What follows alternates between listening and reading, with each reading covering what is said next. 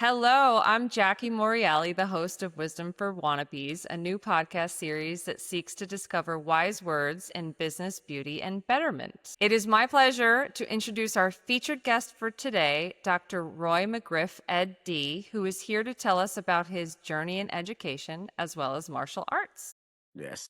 Dr. Roy is a University of Central Florida alum and received his master's and doctorate in educational leadership and special education and teaching, respectively, at Nova Southeastern University in Fort Lauderdale, Florida. Dr. Roy is currently a high school science teacher at American Heritage Schools, which have been providing nationally recognized private K through 12 college prep education for many, many years. Dr. Roy has been a dean of students for Palm Beach County Schools and Orange County Public Schools, as well as the school-based instructional leader for Abu Dhabi Educational Council. Yes.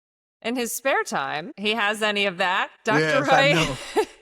Dr. Roy is a 6th-degree black belt in karate, as well as an entrepreneur. He is the owner and president of the Black and Gold Knights Karate Association, a training program that trains up-and-coming athletes in the martial arts. Dr. Roy himself has trained in karate by Sensei John Turner, a 9th-degree black belt and 9-time karate champion. He attends the USISKA Open Karate Tournament with his Sensei John Turner every year.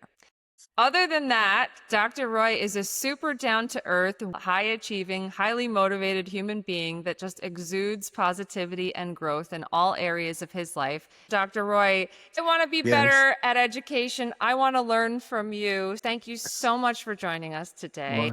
Well, hey, thank you for having me. It's a pleasure being here, Jackie. Thank you. Absolutely. Let's start off today. If you can tell us your full name, your Okay. hometown, and your current location. My full name is Dr. Roy McGriff Jr. I am from Fort Pierce, Florida. Currently, I reside in Wellington, Florida. I've been here since 2005. You are Florida born and raised. This is your hometown, your current town, where you work. You are Florida. Hey, that is it. I know Florida backwards and forwards, but we travel a lot. My wife and I love traveling, try not to stay in Florida too much. I'm not from here, but I love living here. There's something for everybody. Yes, yes. What do you do and what is your passion? I am an educator, first of all. I've been with the school system a little over 20 years now. My passion is karate, martial arts. I love it. It's my peace. It's where, I'm able to be myself, just to relax and be able to take in all the elements that makes me whole, the mind, body, and spirit, keeping that homeostasis. I teach biology as well. We need that balance. As a sensei, you're a teacher and an educator that all blends in and aligns together. I'm so happy to hear that you are able to blend the arts and sciences in this way. Yes. I have had the pleasure of seeing you in action in full karate, 6th-degree black belt garb. I've seen a belt ceremony. I've seen you teaching, and you're so good at it, and you really inspire all of your students around you. Oh, thank you. Science is incorporated into all areas, especially the body, the mind. With karate and educating, we're talking about our bodies, talking about science. How are we going to keep ourselves whole as one? What is your favorite part of your role as an educator and as a karate sensei? Encouraging others, inspiring others, making impacts. When you're able to leave a classroom or my karate students, and I leave them with something, I call it a little nugget. It's something that they can leave with to say, hey, that's something I learned today. If that nugget can inspire you to move forward and continue to motivate yourself to do better in life, that's the ultimate goal for me. And being a role model, to be the person that is an example. We're not all perfect, but at the same time, try to be a role model, especially in the classroom. Then I transfer that over to my karate students. Being in the classroom is really important because you get a variety of students. Some students have disabilities. Some students are gifted. Being their role model and support for them, that helps. Giving them opportunities to see that regardless of where you are in your life, you can accomplish. And it's all about mindset. Giving them that platform or that nugget, is elating to see that. You have been such an encouragement to me in my own journey. A couple months ago, when I told you, here I am as an old lady going back to school, you were so encouraging and said I can do anything I put my mind to. It's all about mindset. And I know that you will accomplish your goal. Thank you so much. I want to talk about teenagers because we're both parents. How do you bring it to these students as a role model? How do you relate to this new generation? Is this just an innate talent that you have, or is there some sort of a nugget that you can share with us on the next gen? The one thing I realize is that it's about building relationships with people and kids, getting to know them in a very comfortable setting. But once you make a person comfortable, you start to see their potential to do well. And sometimes initially when kids are around you, they're very tense. Everyone feel like they're being judgmental. Allowing a student to be comfortable, building that relationship with the student, allowing them to know that it's okay to get it wrong. It's okay to fail. It's okay not to get it right. You continue to encourage them. When you support them, you see this little flower starts to grow, starts to bloom. You're able to give them the thing they need to grow. In life, things are not always going to be the best. We have to learn how to deal with challenges. That's one thing that I love about karate, of the style that I teach, called Gōjū-ryū. Gōjū-ryū means hard and soft. It means night and day. It means good and bad. In that, you have different katas that we use. Sometimes it's going to be challenging, but it can start off easy. Once that challenge comes, you need to understand that you can do it by the motivation. Number one thing is building relationships with students and kids, Yes. just getting to know them. That's how we network with people, just being personable, being approachable. They might get some things wrong, but allowing them to be comfortable and building those relationships with them. That is such a healthy way to think about it. Building relationships with your students, with anyone, right? Where Correct. you know, anyone is going to make mistakes, learn from them, grow. I love that you're planting not only these nuggets but these seeds that grow. Yes. Let's talk about some quick fire questions just to learn Okay. some of your favorites. What is your favorite food? I would say salmon. I do not eat, I don't eat red meat or pork. I don't drink sodas. There's certain things I don't do because just nutrition. So fish is salmon. That's a great thing for me. Now the scientist is coming out, right? Correct. What is your favorite place in Florida? I'll have to say the Keys. My wife and I travel abroad a lot. Yes. We've gone to various countries. So coming to Florida, Key West would be the best. Since you talked about going out of the country, what is your favorite place in the world that's not in Florida? I would have to say Phuket. I was in Thailand. Oh, I was Yeah. not expecting that one. Yeah. Yes. Beautiful. What is your Yes. favorite book? It's called The Book of Joy by Dalai Lama and Desmond Tutu. It talks about things that we encounter as people and to be better in life and how to be happy, not worrying about things that you cannot control and worry about what you can control. Exactly. And how to get to that happiness. It's very simple. We don't realize there's so many positive things that are around us, but we want to pull some things that we can't control. That helped me to see happiness. We want to be happy. Peace is what I look for, and reading that book definitely gives me those areas to work on. Amazing. I'm adding it to my book list. Thank you so much. Your favorite karate move or kata? It's a kata called Sun Chin. Sun Chin is a kata. It's called the three battles. And the three battles of mind, body, and spirit. When you're doing this particular kata, the majority of dealing with the breathing, focusing, concentrating on what's going on within what you're doing. When the student is doing the kata, they're in a very slow motion. And I'm hitting them with pads on their legs, back, not hard, but I'm getting them to see that do not get distracted from the pads. Focus on the goal. Concentrate mentally on what the vision is. The goal is to finish and you're breathing. You want to be relaxed. When they're breathing, they're concentrating, they're not getting distracted, with anything outside, of what's going on. Sometimes we try to make noise in the classroom to get them distracted. The key is to stay focused and to bring you back to the present. And some instructors will have students put water in their mouth while they're doing the kata. And what that does is helps them to concentrate on what they're doing. It's a lot of focus, breathing, meditation. Sometimes we put blindfolds on, so you can't see anything. But you can feel your mind. You know where you're going. I love it, and it's something to use. I don't have to actually do the kata. When I'm going through something, I use it as a meditation, Mhm. to focus, to bring me back to where I need to be. If we go back to the last one about a book, I think you need to write about what you're doing because that kata sounds so amazing. Even if you're not a 6th-degree black belt, how great is that you can bring your focus back just by Yes. breathing techniques and what you've learned and you've trained your body, mind, spirit to do for so many years. Yes. By the way, how many Yes. years have you been practicing karate? I've been training in martial arts with karate for 41 years. I You started at the age started of it too. 13. Yeah. Started at 13 years old. Okay. I'm 54. I continue training with it and haven't stopped since. My karate instructor is my mentor. It's the same karate instructor that I had back then. He's 75 years old and he's still in good shape. It's a blessing to be able to Yes. have my mentor and instructor there. A lifelong addiction, it sounds like. Back to the quickfire. So, favorite singer or band? I have to say Bob Marley. One of the songs is like everything is going to be all right. It's relaxed, kind of laid back, kind of going with the flow of things. The Whalers are amazing in terms of, getting that focus and the big Yes. picture. I just called out 2 of your universities where you're an alum, but favorite university, it doesn't have to be necessarily one of those, but I have to say universities too, because of my son and my daughter, University of Florida and University of Central Florida. Because my daughter is attending there, and my son he's about to attend University of South Florida for his PhD. I'm going to say USF as well. the legacy continues. Yeah. The degrees in the McGriff family. I'm so excited for your family and congrats for following in your Yes. footsteps. It's a blessing. Yes, yes. Favorite sport? Favorite sport, of course, martial arts. Any sort of combat sport is a favorite thing to me. Also yoga. I like yoga because again, that brings in that peace. It's Yes. not so combative. It's more relaxed. Also, I'm getting into golf. So Good golf for is a pretty good thing you. so far.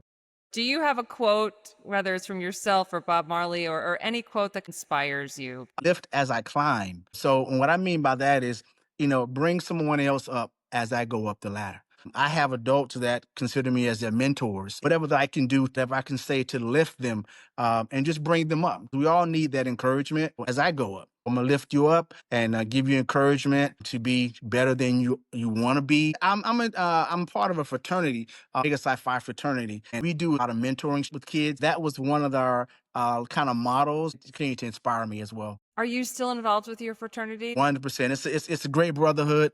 We talk about whatever's going on in each other's lives. Having that community, having that support, that social network is great. As someone who is going back to school and trying to follow in your footsteps as well, can you tell us more about your education? What was your education process like? My education process was different because I went to college late. I started to go to college around 19 or 20. I left to go to Louisiana.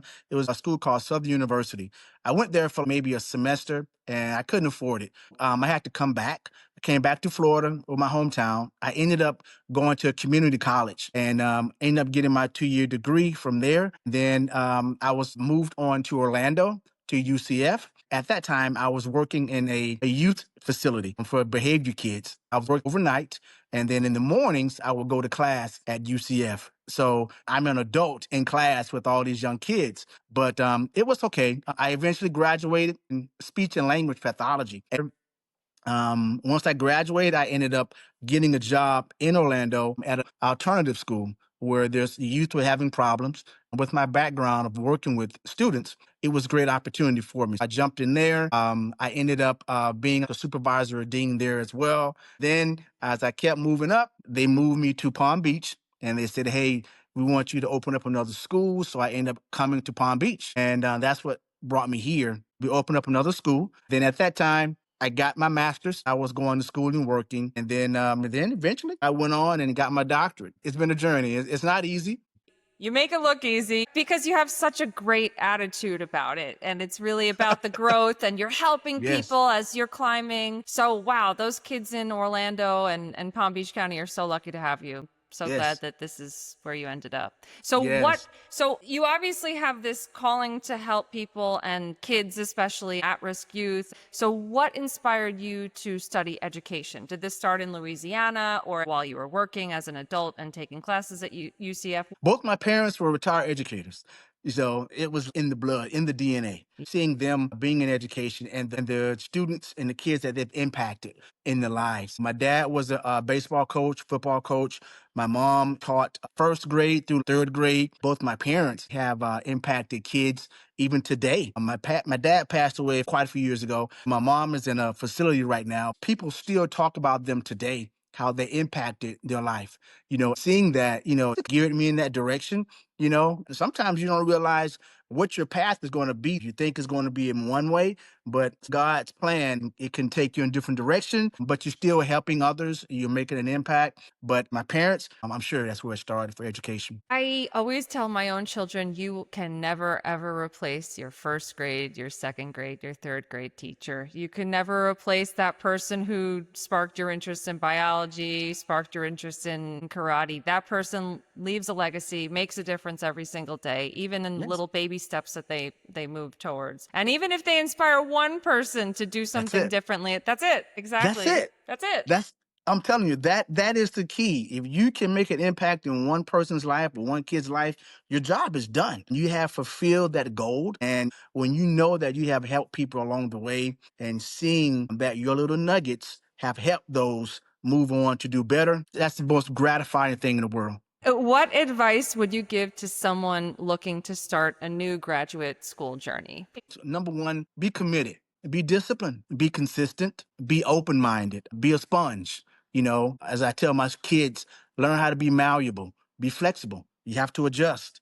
Don't take things personal. Always think positive, especially when you're doing that dissertation. That could be the beast when you go in your dissertation and you're starting your first chapter and your second chapter. Then when you take your paper over to your chair and they say, no, I don't like this. And then they kick it back. Now you got to go back and put all these thoughts together. Be patient and see it through because you will accomplish the goal. Be willing to sacrifice. What I mean by that is sacrificing your time. There'll be times you might not be able to go out with your friends. You might have to stay up a little bit later to write on that paper because there are deadlines. You might not have to, you might not be able to attend certain things that you used to. Just know at the end of that journey, you would have accomplished that goal. You can't do it all. You have to sacrifice something to reach that goal. So for that person that's on that journey, just be patient. Okay. If you're committed, that's what's going to help you start. But you got to have that discipline to stay in there. It's just good to have another group of network that are doing the same things because they could be able to help relate to you and give you little nuggets or little advice to get you through. Yeah. Also find some time for yourself. If it's like 10 minutes a day, I have a ritual that I get up in the mornings now, just 30 minutes to myself and I meditate. That's it. It's just quiet. That old saying, the calm before the storm, get your mind together because you know the storm is coming. The storm can be just that daily chaos of family, kids, work. Just know you're going to have to multitask. That's where it comes into patience. Find something that you enjoy. If it's 10 minutes a day, because you got to get a peace of mind. You have to write this paper. And if your mind is not clear, you're going to be frustrated. I'm going to be real with you. You might have the dogs barking. You might have your kids, Mom, I need to do this. Your husband might say, baby, can you do this here for me? It's like, Every direction, right? yes, Stuff and noise and yes. yeah. Yes, that's the moment where you have to be able to stay calm and say, you know what? I need a minute to collect myself. You have to write that paper because they'll only give you a certain amount of time to finish your dissertation. Yeah. But I know that you will. Hopefully, the advice that I shared with those that are taking that journey, I hope that can help in any sort of way. Again, reading a book or doing something that you enjoy doing. Like I said, just having get a peace of mind to be able to get away from that paper because that Yes. can be a very tedious thing. Well, such good advice. Yes. When you think back to your educational doctorate experience, were there any like real high points? Like when you think back on it with nostalgia, is it something that you would do again? Yes, because while you're doing it, you're thinking of ways to be able to help other people. Of course, you're going to find something that you're passionate about to write about. With me, I was able to talk about students that were very low in math, so I knew that was an area that I wanted to try to help students. I was able to be passionate about that because I was in the classroom. I know what the kids were going through, and be able Yes. to write that paper and say, hey, We need to use more manipulatives. We need to use some hands-on things for kids to be able to learn how to count, learn how to do division. Yes, I was happy with it because I was passionate about what I was writing about. Yes. If it's something that you're not passionate about writing about, it's going to be a tough journey. If it's something you're passionate about, you can bring in your own experiences. It's a lot easier to do Right. that. There was a lot of great things about it, and I have no regrets on it. Whatever your dissertation is about, make sure it's something that you enjoy and it won't be that hard to do. Your dissertation was focused on helping children in the classroom with different strategic math strategies that could be more hands-on and manipulatives to make math more accessible for different populations.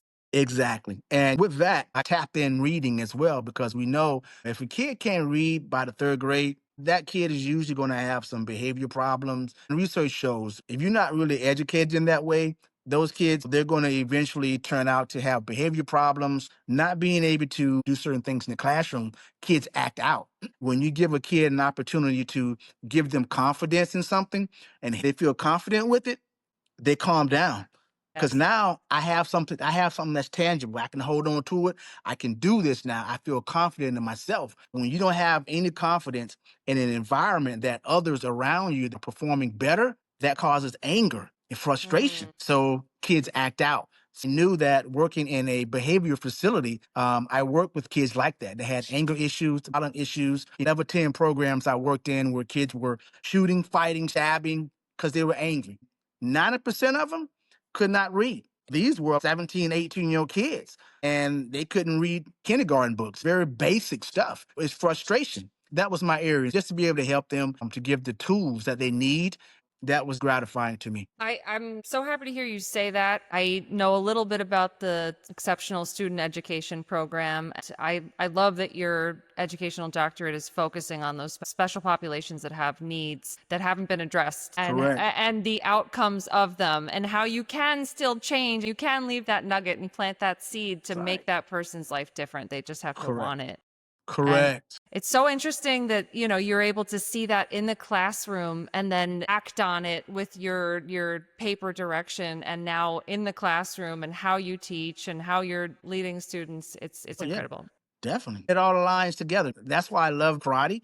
Those same skills and strategies you use in the classroom. Yes. I use it with my karate students. These students are not in my actual classroom, but they're still kids. They're still Yes. students. I see some of the same behaviors, some of the same things in them. I've been around kids for a very long time, so I can pick up various things. It's building that relationship and wanting to make a difference. Having that support system is huge. They got that little old saying, it takes a village, Yes. to raise a child, and it does. It really does. Let's talk about something that I'm dying to know more about. Your own journey with karate. Why did you start at 13? Watching movies. I used to watch Jim Kelly, Bruce Lee, Chuck Norris. I grew up in a neighborhood where it was a little different. We played football in the street, no Yep. shoes on. There's things that we did. I think kids today, it'd be considered really rough. Being active, being distracted like that really helped me. Being athletic and then watching those shows, it just inspired me more. I was into boxing as well. My background growing up is a little different. It's a little edgy, but it taught me a lot. And it got me into karate. And I felt that karate was a way for me to, as another outlet. It humbled me. I got there, I thought I was a tough guy. I can fight. Then I had to be humbled at an early age. My instructor was ex-military. It's very hardcore guy. You spar it hard. What we trained back then, I couldn't do today because it would be considered too tough. He trained us hard, and I respected that. An environment that we grew up in, he felt we were built differently and showed us how to be humble, strong-minded young men and young women. It taught me discipline. It showed me that, hey, you have to put the ego outside. It's not about you. It's about learning how to defend yourself, but at the same time, know that it's something larger than you. And I thank God for it because it kept me focused. And, when you're going through katas and exercises, you don't really realize what you're doing when you're young. But as you get older, you're like, man, that taught me a lesson. Yes. Before we used to go to competitions, he used to have me run behind him while he's riding a 10 speed on the track. We would run about a good mile. I would have to chase behind him on the bike, and then we'd do sparring on the boxing gloves. It really tested me, and I respected that. That's why I have much respect for him today. But that's what got me started. It sounds like you were living in your own Karate Kid movie with your Yes. sensei. He really took you guys through it. I've seen your karate photos. This one photo that stuck out to me is when you're going to competition, you wore a white belt, the first belt to That's right. competition, because That's right. you just said it kept you humble, and still to this day you're That's wearing right. this white belt as a six That's degree right. black belt. Not about the belt. It's about the journey. I can remember being in Abu Dhabi and working out with jujitsu guys. I had a white belt, 3 stripes. They were like, "Wait, what?" I was like, "Yeah, I'm wanting to learn." It's not about the belt. It's about the journey. When I realized that I learned more, I'm not going in there with the ego. I know I'm a black belt. I don't have to share that with anybody. Right. I want you to be able to come in and learn. When you're malleable and you're able Yes. to adjust, you learn more. You can't go in Yes. there saying, "Hey, I know more than you." No, well, having that white belt always humbles me. People laugh at me, but I tell them that's the way I think. It helps me to open myself up, be vulnerable. I'm teachable. And that's the way Yes. it goes. Tell me about this part of your journey that was in Abu Dhabi. So you're working there, you're doing curriculum development for the schools in Abu Dhabi, and you're also working with jujitsu and learning new things. What was that experience like? What prompted it? Oh man, that was a wonderful feeling. I always wanted to go abroad to work in education. My wife and I, we loved traveling. I got the opportunity to go to United Arab Emirates, and I got accepted for the job. Getting over there was different. To live in another country is different than just visiting. I had to get adjusted quickly. I like being able to fall into a situation that I'm comfortable. If I'm comfortable, I'm growing. I always think that way. So I have to challenge myself to learn the language and the food and the people. Now I'm growing as a person. Yes. That experience was awesome. I wouldn't take it back. It was mandatory for the students there to train in jujitsu. It was part of their physical education. I would train with some of the students as well. Yeah. They were strong.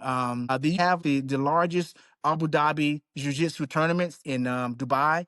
I was going to those competitions, watching those guys, how they train. These guys that I did train with, they were special forces with the Army. And they will be instructors for the special forces and train the Army guys. I kind of bumped into them actually because I was in one of the schools visiting and I saw one of the trainers there. I saw the guy's ears. I said, "You train jujitsu?" He was like, "Yes." I said, You "Hey," I saw said, his "Listen." ears. Okay. Yes. We got into a conversation. He told me where they train. The way they trained, it was hardcore. We would train in a parking lot underneath. They would put pads along the wall so no one would hurt themselves. It was a great experience. I opened myself up. I was vulnerable. I was willing to Yes. learn, and I learned more. It was a great experience on the education level as well. Got an opportunity to see students from different cultures. It was a wonderful experience. For you. Had you ever done jujitsu before this? I had been training in jujitsu in the United States since 2000. Okay. I always kept my white belt, always. I've always had my black belt in Gōjū-ryū. That's the thing about growth, because as a martial artist, you want to grow more, to become better. But within Gōjū-ryū karate, we have jujitsu, we have judo, hand to hand. So those things are there. I wanted to really hone in my jujitsu on my ground techniques. So I started in 2000 in Orlando with Sensei Marcio Simas. Then I continued in addition to my Goju-ryu karate. Putting those together made me a stronger person of a ground techniques as well as a stand-up. So I can stand up and defend. So if a person want to take me to the ground, I'm strong on the ground as well. So I'm able to complete both worlds. And I'm going over there. I don't have to prove anything. I knew my strengths. I knew my weaknesses. I checked my ego at the door. I know what I can do, but I want to find out what I can't to help me become a better person. For someone who's just looking to get started, what would you say to start their martial arts learning journey? Number one, find what style fits you. Because when we say martial arts, it could be a variety of things. Everybody has different style. I love Gōjū-ryū and Jiu-Jitsu. Some people might want to do Shotokan. Some people might want to do Taekwondo. Some people might want to do Ishuru. There's so many different styles. I would say research and find out what art or style fits you. Once you do that, and just be committed. Check your ego at the door. Be willing to learn and build your foundation. Like I tell my own students now, don't worry about a belt. Just worry about the journey. When you're learning the katas, when you're learning different techniques in class, you're learning something each step of the way. That foundation is going to help you to continue to be better and just have fun with it. It's a stress reliever and learn, be a sponge. Well, I know a little bit the karate that you teach. Say it one more time. Gōjū-ryū. Gōjū-ryū karate. From your perspective as a Gōjū-ryū karate guru with many years of practice under your belt, is there any practical advice that you can give to just anyone for self-defense? So keep it simple. Be aware of your surroundings at all times. When you're out, know where you're going. If you're having a gut feeling about something, it's about being able to have a confident presence about yourself. A lot of times you might not have to even use any sort of self-defense at all. Your presence, your strong presence would say enough for anybody. And just in that intuition that you might have. We usually are into martial arts or self-defense because number one, we want to learn how to protect ourselves. And number two, it can be for sport or fitness. But the number one thing is to be able to defend. And I say a lot of times just being able to have that confidence in who you are, your presence, each and every step of the way. I think that's basically it. Just be aware of your surroundings. Know what you're doing at all times. Let's talk about entrepreneurship. When did you start your own karate studio? I started at the age of 19. Good I was for yeah, you. started at Teenage 19. entrepreneur. Yeah. Yeah, I started at 19 years old. When I went on to Southern University in Louisiana, I started in college there. I took it with me, trying to make money. I used to work at LSU cafeteria. I used to wash dishes there to try to provide. Doing karate and washing the dishes and trying to go to school, that just didn't, financially, I didn't get it. Man, no. This is like watching your film before my eyes. This is the best Karate Kid I've ever heard of. I'm seeing you in Louisiana washing dishes, kicking Oh, butt, man. taking names. Listen, I had to do what I had to do, but wash dishes at LSU. I would take the bus from Southern University. I would wash dishes over there. I would teach self-defense classes 3 days a week on the campus at Southern University. We would do like women's classes Yes. and self-defense classes. I made a little money off of that. Then washing the dishes, it didn't all really help out. So I came back to Florida. Once I got back home to Fort Pierce, I started teaching at the Boys and Girls Club. And then it just continued. Then I got to Orlando and I started teaching at the Boys and Girls Club there as well. And I came here. I initially got to Palm Beach. I started teaching at my community in 2008, and I've been doing it ever since. How many kids have gone through your karate program? I'm Oh, just curious. I know it's a lot. I mean, it's been so many yeah, years. there's thousands, Yeah, thousands. yeah. Wow. I even had adults I used to teach back home. So yeah, thousands. I'm telling you, it's so gratifying to know that I made a difference in Yes. people's lives doing that. Has anyone, come back to you as a black belt or as a karate champion of any kind and said, "Wow, this is my life direction"? Yeah, I had one guy. He worked in the sheriff's department in Orlando. I was teaching him karate at that time, and he ended up continuing. And now he's considered as a self-defense instructor for the sheriff's department in Orlando. And I taught him a lot of the takedowns, the chokeholds, how to restrain and things of that nature. That's one example of a Wow, person. So taking the that definitely had knowledge to. Yes, that you shared and then taking it to their own organization and spreading the exactly. wealth of ideas and Yes. information. I just Yes, got yes. chills. Are you taking new Well, you. recruits, by the way? Hey, you think about where I'm doing it now is residents only. So you have to be residents, whether you're adults or kids. Yes. Hey, I welcome to come in, have a good time, learn, and go from there. Any shout outs to anybody who helped you along the way that you want to talk about and say thank you? Well, first, I got to give thanks to God for helping me to be where I am today. That has been it's been a long journey. My parents, being educators, inspired me to go into education. My wife, she's been there along the way for the ups and the downs. We all need that support. And my karate instructor, he's been like a father figure, mentor. I spoke with him 3 days ago. Just being that ear for me, and still working me through the process as a sixth degree black belt. I'm in the process of getting my seventh degree within the next year or so. and it's a process. I've had other mentors. I want to give a shout out to Dr. Kenyatta Rivers. He was my mentor at University of Central Florida. He did pass away about 3 years ago. I try to make sure I keep a mental note of all those that inspired me to continue my journey and not give up. With the ambition to get to your 7th degree, I'm so excited Yes. for you. I appreciate it. I just wanted to say, Dr. Roy McGriff, thank you so much for your time today, for sharing your insights on education, on working as an educational leader, on karate, on entrepreneurship, on giving back, on mind, body, spirit. So many insights that you brought to the table today. Jay, I really appreciate you, for me, as well as for all those other kids out there and adults that are reaping the benefits of having you in their life. So thank you so much. You are definitely welcome, Jack. It's a pleasure being here with you. You're welcome. Stay humble. Take care. Bye.